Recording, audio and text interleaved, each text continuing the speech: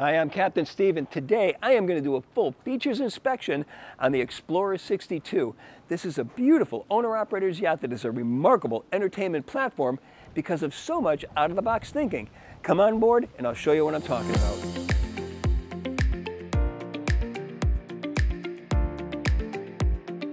Now this is an owner-operator's boat, but it's also an entertainment platform because everything we have on the main deck here speaks of entertaining. We have multiple social zones beginning with this interior salon that's completely surrounded by glass, but easily enough we can blend the inside with the outside seamlessly, and I mean seamlessly, by literally turning this boat inside out. Take a look.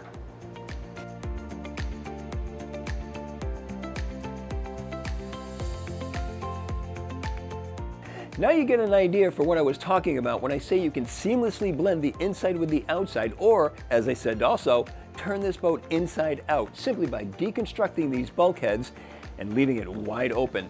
Now let's go over each of these individual entertainment zones one at a time, starting fully forward. I like that it's a galley forward layout because it's not interfering with the entertainment zones. Yeah, it could be in the center where you're centrally located and the host is part of the action, but that's probably not going to be the case of what happens on this yacht when you're entertaining people. So forward, out of the way, still part of the action. I like it here. Granite countertop, waterfall effect coming down the side, all wood cabinetry, storage, convection microwave oven from Miele, electric cooktop up on top. We've got a refrigerator. There's a stainless steel single basin sink. If you move this out of the way, notice that we've got a wine chiller. Storage for stemware, and notice that all of the glasses have magnetic bases, and you can also get magnetic bases for the tabletop. And then forward is a dishwasher.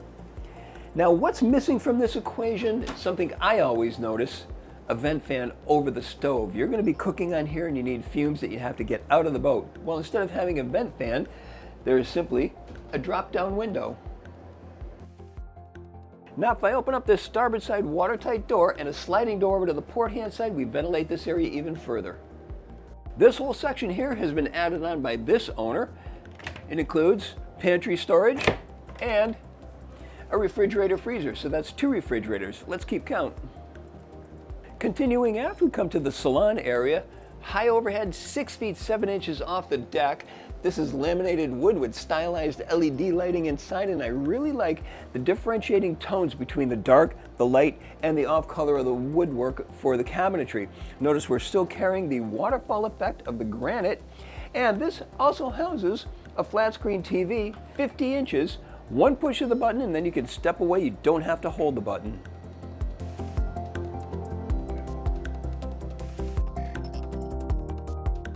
All of the decking on the interior section is pear wood flooring. And then we've got furniture over on the right-hand side. Pick whatever kind of furniture you want, but the key here is to make it freestanding so that it can move from inside. Then when we deconstruct the walls, move it back outside. Continuing further aft to our next social zone, we transition from the pear wood flooring to the teak decking. Same 6 foot 7 inch height to the overhead. And here we have a formal dining area. To the port hand side, countertop has a wine chiller in it. Underneath, a refrigerated drawer. That brings our refrigeration count up to 3. To the starboard side, there's storage and then a sink that obviously can be converted into a little ice bin. You can even let some water flow. Continuing aft, we go down a 7-inch step, and now we're in the exterior gathering area, and it's probably the largest exterior gathering area that I've seen in class.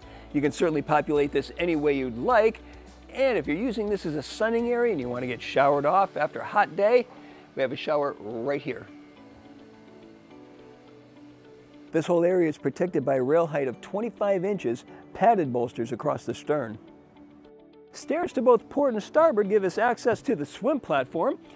Naturally, it's hydraulically actuated, so we can lower it down, launch, say, a PWC. It's got an 800-pound lift capacity. There's also a tender garage just ahead, and you know how you've got so many tender garages with a hatch that is so slow that you have to time it with a calendar? Not so with Explorer. This one opens up in short order, and we can house a 10-foot tender in there. It's got an overhead clearance with an average height of 44 inches. Some people will actually leave this up while tied stern too, because it does give you a measure of privacy. Finally, we have the flying bridge with 3 separate and distinct social zones. Let's take a look. One of the most expansive fly bridges I've seen in class. We'll start with this area here. U-shaped seating surrounding a table that is expandable. It is on a high-low pedestal. Directly across, bit of a galley area, all stonework. Nice touch there. We can lift this up, give us access to the electric grill and a single basin stainless steel sink. Underneath, a refrigerator. Our count comes up to 4 now. Right alongside that, another refrigerator. That brings us to 5. Second of our social zones, fully aft. Open deck, giving us plenty of sun space. Notice how we have protection from the rails coming up nice and high with padded bolsters. Below that, we've got smoked glass, so we've got privacy as well as a good view of the water surrounding us. Moving forward, we come to our last social zone, passing on the way, of course, another refrigerated drawer, bringing our total up to 6. Now we have a sun pad just ahead of the helm console. Beautiful place to sit and relax. Watch the view ahead as we're underway. All this is under the protection of the carbon fiber hardtop, 6 feet 8 inches off the deck. The whole centerpiece of it is fitted with louvers so we can add sun or shade. As for accommodations, this is a 3-stateroom, 3-head layout yacht, but there is an optional 4th stateroom on this one, so let's take a look at how they've done. All accessed from a companionway over on the port-hand side. At the companionway leading to the accommodations is the ship's main electrical panel. I like this feature. Wine chiller. I think it's worth noting the job that they did on these stairs. Really intricate work. Pear wood for the treads. The risers are all the rose gold, and we've got a floating rose gold banister. We'll start with the master stateroom, which is located aft.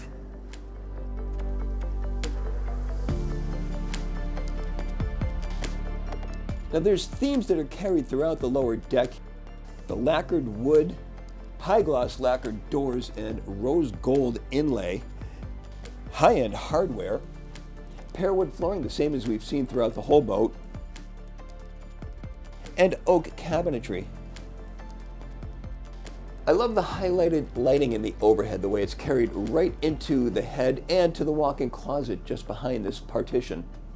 Ceiling height in this room, 6 feet 9 inches, which gives us 4 feet 7 inches over the berth. For storage, of course, we have nightstands. To the side of the berth, there are drawers with leather front. Of course, we have the cabinetry going all around the stateroom. And for a closet, take a look at this. 2 large closets and a full-length mirror. And this leads us to the master head. Here we have large his and her vessel sinks on a marble base. Of course, has a large storage drawer. The decking is all marble. If you were using this boat in the northern climates, I would probably order this with a heated deck. I like this beautiful piece here where we've got storage behind, and this is also where we've got the faucets.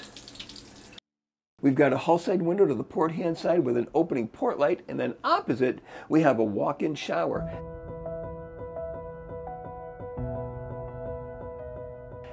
Notice to the forward bulkhead we don't have a TV as we usually do, but it is an option on this boat, and it'll take place right here, and it will even be recessed into the glass on this bulkhead. As for the door, I mean, we already talked about the beautiful rose gold and the lacquer, but notice the hardware is recessed, so it's not going to catch on your shirt or anything like that, but when it's closed, it magnetically comes out and it's just a soft latch. As we continue forward, we've got a companionway 27 inches wide. There's a storage credenza over to the port hand side. And to the opposite side, a large storage drawer. And that brings us to our guest stateroom. This stateroom has twin berths, each one 76 inches by 31 inches. Of course, we can get an option for them to come together to form a larger single berth. 6 feet 10 inches, and over the berth, 4 feet 4 inches. We've got much the same treatments that we saw in the master stateroom with the marble work and the rose gold, lacquered wood, and leather to the side of the berths, in addition to the leather headboard. Now the TV option that I talked about in the master stateroom behind the glass panel, this is what it looks like right here, only we haven't got the TV yet because the owner simply hasn't selected it. Behind the TV is a large hanging locker that also includes a storage shelf underneath. If I close this door, notice I've got another door that leads us to the shared guest head. This one has much the same features that we saw in the master with the large vessel sink on top of the marble base, storage underneath, and the same faucet fixtures, and a walk-in shower. This is also going to be a shared head because we have a separate entrance. And then that brings us to the VIP stateroom. Now this one is laid out in the typical fashion of an island berth mounted all the way forward. Ceiling height in this room, 6 feet 4 inches, which leaves us with 3 feet 5 inches over the berth, and we've got the same treatments that we've seen throughout the rest of the accommodations with the leather and the granite and rose gold. Hull side windows to both port and starboard with opening port lights.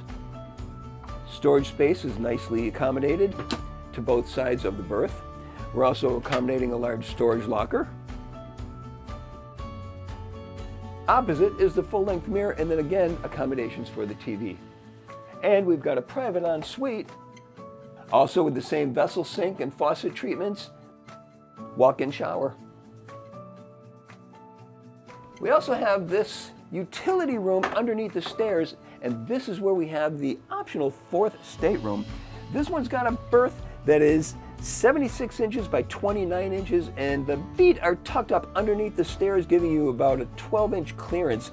So this is a definite tight space, but it's nice for the kids, maybe even the pets.